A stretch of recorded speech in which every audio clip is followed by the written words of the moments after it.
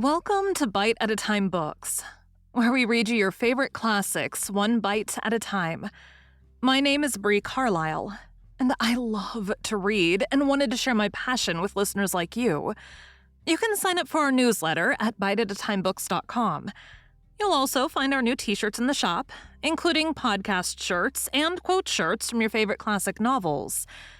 Be sure to follow my show on your favorite podcast platform so you get all the new episodes. We're part of the Bite at a Time Books Productions Network. If you'd also like to hear what inspired your favorite classic author to write their novels, and what was going on in the world at the time, check out the Bite at a Time Books Behind the Story podcast, wherever you listen to podcasts. Today we'll be continuing Les Miserables by Victor Hugo. Chapter 3. Just Indignation of a Hairdresser. The worthy hairdresser who had chased from his shop the two little fellows to whom Gavroche had opened the paternal interior of the elephant was at that moment in his shop engaged in shaving an old soldier of the Legion who had served under the Empire. They were talking. The hairdresser had naturally spoken to the veteran of the riot, then of General Lamarck, and from Lamarck they had passed to the Emperor.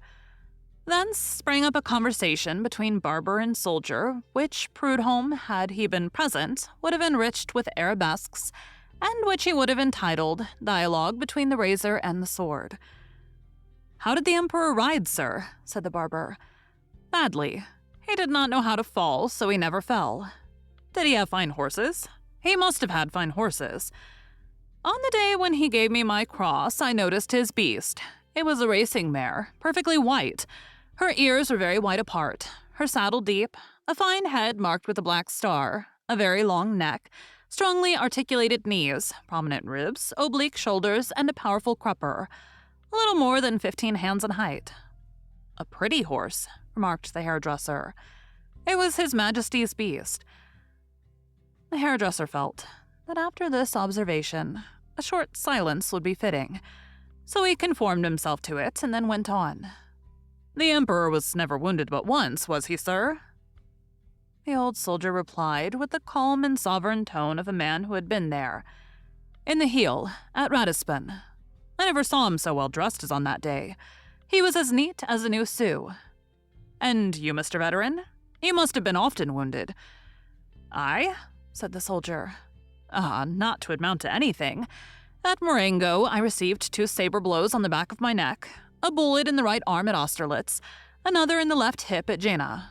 At Friedland, a thrust from a bayonet. There. At the Muskau, 7 or 8 lance thrusts. No matter where. At Lutzen, a splinter of a shell crushed one of my fingers. And then at Waterloo, a ball from a Biscayne in the thigh. That's all." "How fine that is!" exclaimed the hairdresser in Pindaric accents. "To die on the field of battle. On my word of honor, rather than die in bed of an illness, slowly, a bit by bit, each day with drugs, cataplasms, syringes, medicines. I should prefer to receive a cannonball in my belly." "You're not over fastidious," said the soldier. He had hardly spoken when a fearful crash shook the shop. The shop window had suddenly been fractured. The wig-maker turned pale. Good God," he exclaimed. "It's one of them." "What?" "A cannonball." "Here it is," said the soldier. And he picked up something that was rolling about the floor.